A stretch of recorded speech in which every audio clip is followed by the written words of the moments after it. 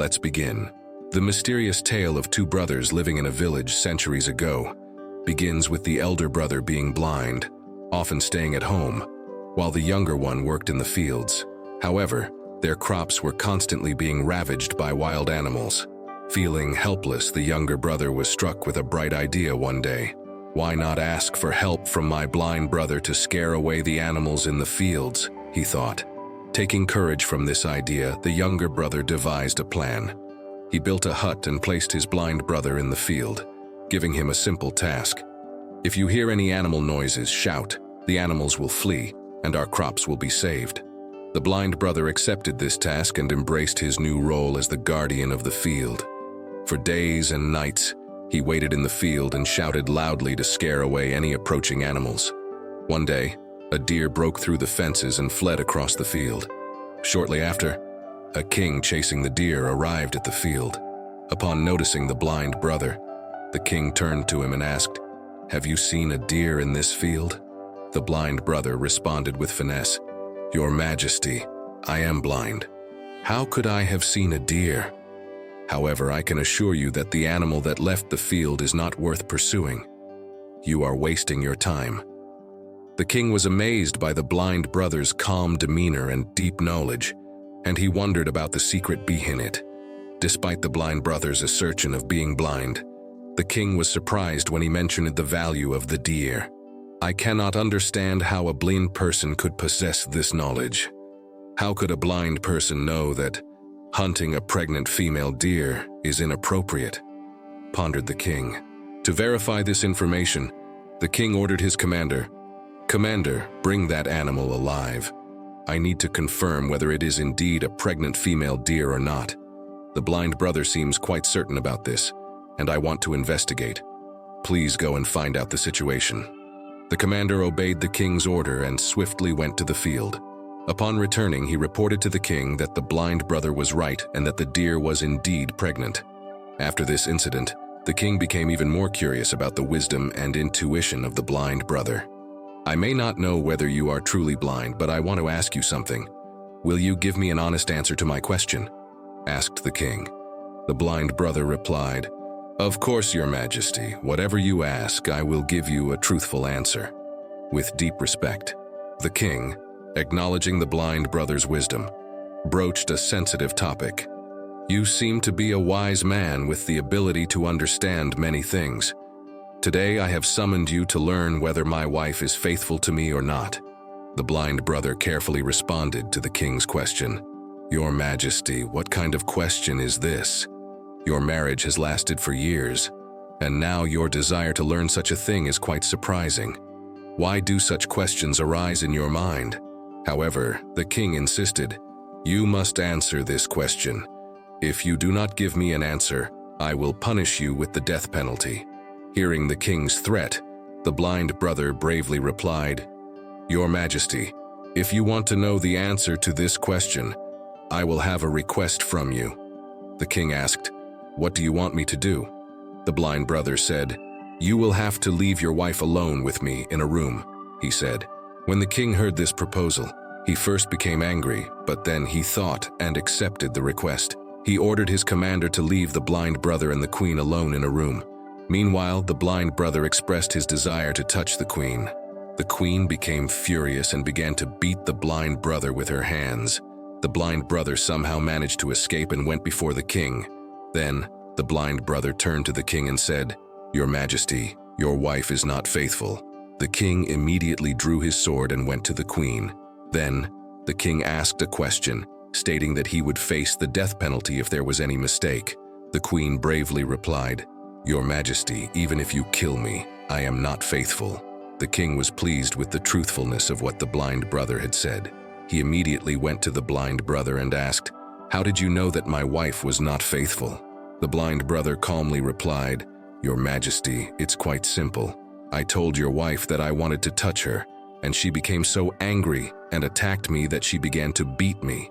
She could have refused when I told her I wanted to touch her, but instead she started beating me and, in the process, touched my entire body. Now tell me," he said, "how can such a woman be faithful?" The king, impressed, exclaimed, "Truly, you are wise. Very well, let us continue. If you answer another question correctly, I shall release you from here."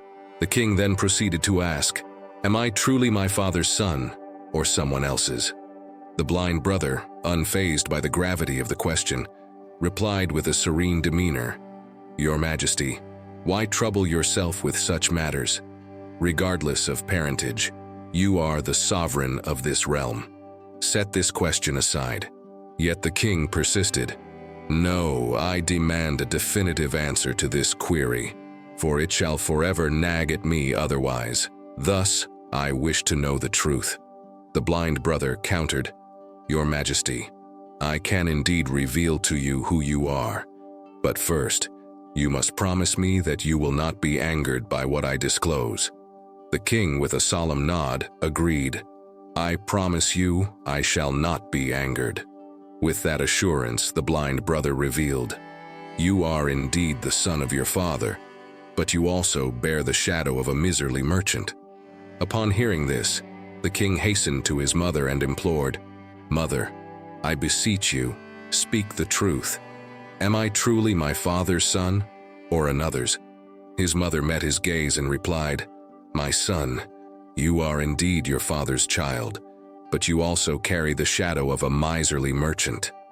Overjoyed, the king rushed back to the blind brother and queried, "How did you discern the presence of a merchant's shadow upon me?" The blind man replied, "Your Majesty, you have asked me many questions, and I have provided truthful and compelling answers to all of them. If you were any other king, I would have received numerous rewards by now, but you haven't given me a single penny. From this, I understood that you are very miserly." The king burst into laughter and spoke, "I will grant you whatever you desire, but tell me, how do you discern right from wrong? How can you provide such precise and accurate answers?" The blind brother replied, "Your Majesty, I was born blind. If I had eyes, I could easily understand everyone's thoughts. The mind has its own language, and this language manifests in the actions of a person's body. By observing a person's eyes, lips, work style, and activities, we can understand what is happening in their mind. By paying attention to these cues, we can decipher what is transpiring in a person's mind. If someone wishes for me to learn their thoughts, I need to assign them a task, and then I must observe how they perform that task and in what manner. Through this observation, I can understand what is transpiring in their minds." The king inquired, "So, can I also understand someone's thoughts?" The blind brother responded, "Certainly, Your Majesty, you can indeed understand someone's thoughts, but first you must work on yourself and calm your mind, bringing it into the present moment. For this, I will offer you 3 methods today, and these 3 methods are very easy and simple. However, Your Majesty, you must first focus your mind and bring it into the present moment. Only then can you pay attention to all these actions, understand them, and notice what is happening in a person's mind. Otherwise, if you are preoccupied with past events or plans, you will not pay attention to a person's body language, and you will never understand what is happening in their mind. If you want to understand someone's thoughts, you must first focus your mind and bring it into the present moment."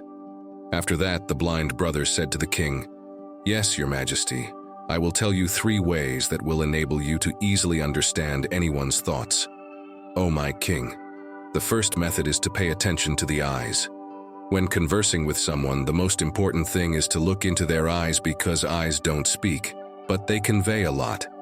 If we learn to interpret the signs in a person's eyes, we can know what is happening in their mind, what they are thinking, and what they will do. Though I myself lack eyes, I learned this skill years ago from my master. Back then, I had eyes, and I could only understand people's thoughts through their eyes.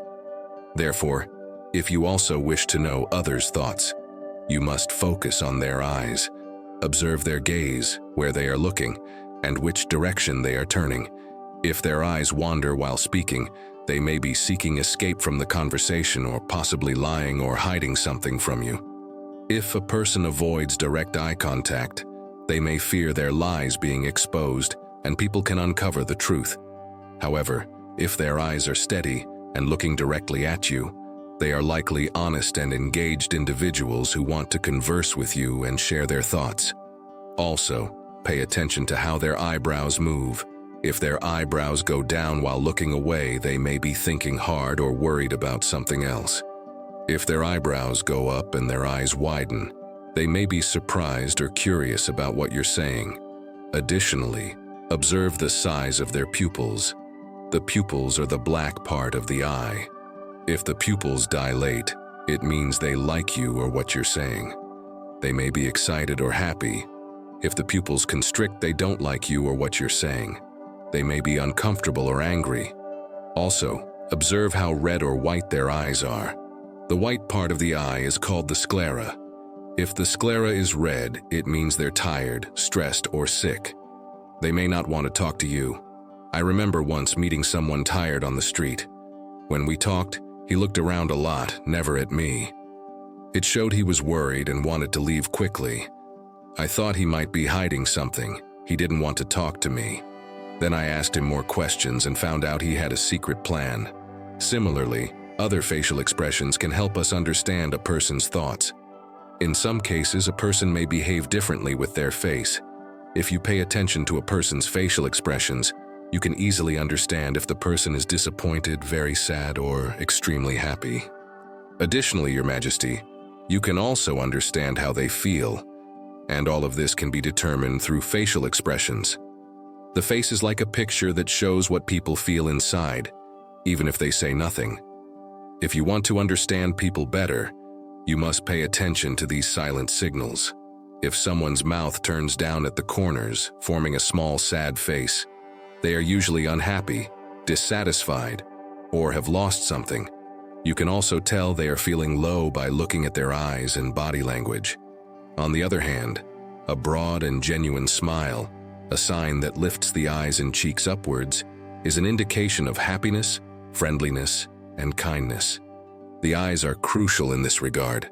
When they are small and sparkling, you can be sure the smile is genuine. Look at the area between their eyebrows, where the skin wrinkles. When it becomes deeper and tighter, they are usually confused, thinking hard, or trying to understand something difficult or new. The shape of the mouth can also tell you a lot.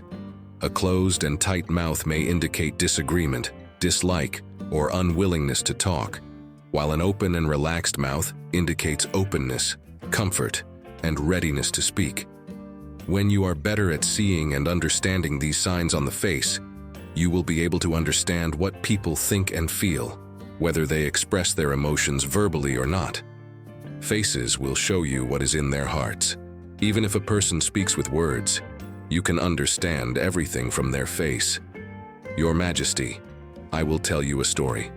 Once I encountered a person who appeared sad but acted as if they didn't care when seeking help from me. However, I noticed a small line on their forehead. It indicated that they had a problem. I encouraged them to share their issues with me, and they did. After that, they felt better, and I helped them. A genuine smile also brightens their eyes. It means they are joyful and kind. A wrinkle lowers the eyebrows. It means they are worried or confused. When the eyebrows go up, it indicates surprise or curiosity. You can understand how they feel by looking at their faces. Continuing, the blind brother also explained the last method to the king. Your Majesty, there is also a third language, which is the language of gestures and body language. To understand someone's thoughts, we need to understand their gestures and body language. You may have noticed that while a person speaks, they constantly use their hands and make gestures. Alongside words, body language plays a significant role in conveying what a person is thinking. Your Majesty, the body and hands can speak volumes without words. It's a subtle form of communication where you can see what people want and feel by their small actions. Imagine someone tapping their fingers rapidly while talking to you. If the fingers are making a rapid noise on something, they might be bored, in a hurry, or eager to finish the conversation quickly. I remember a time when I met someone who wanted to sell me something, and they made this gesture. Knowing they were excited, I negotiated a better price, which surprised them. Additionally, If someone crosses their arms, they may not like you or what you're saying. They might be keeping their thoughts hidden from you. The way they cross their arms is like a wall keeping their thoughts and feelings safe from others. By noticing this gesture, you can be gentle and attentive when talking to them, making them feel more comfortable and open. When someone leans forward, they may be interested in you or what you're saying. They might be listening to you carefully. This indicates their interest and desire to hear more. Their body language shows that they want to listen, learn, and understand more about the topic. I once met an intelligent teacher who behaved in this manner. Despite being very calm, he leaned forward with interest, showing he wanted to learn more about the subject. Sometimes people who touch their faces a lot while talking to you can help you understand what they're thinking. This often indicates they are worried, thinking hard, or have a big idea. These small touches reveal what's going on in their minds and hearts. To improve at understanding others through their body and hands, you must be patient, observe carefully, and appreciate what they don't say. These small but significant signals, like a silent book, reveal the emotions and thoughts hidden within and allow you to connect with them better. If you pay attention to these 3 methods and understand them correctly, you can quickly grasp what's going on in a person's mind, how much attention they're paying to our words, and what's happening in their minds. However, before that, your mind needs to be focused and brought to the present moment. Only then can you pay attention to all these actions, understand them, and notice what's going on in the person's mind. Otherwise, if you're preoccupied with past events or plans, you won't pay attention to the person's body language and will never understand what's on their mind. Thank you for joining us in this story. We appreciate your participation. By subscribing, you can access more information through our videos and master the art of reading people. Stay tuned for more. Farewell with love.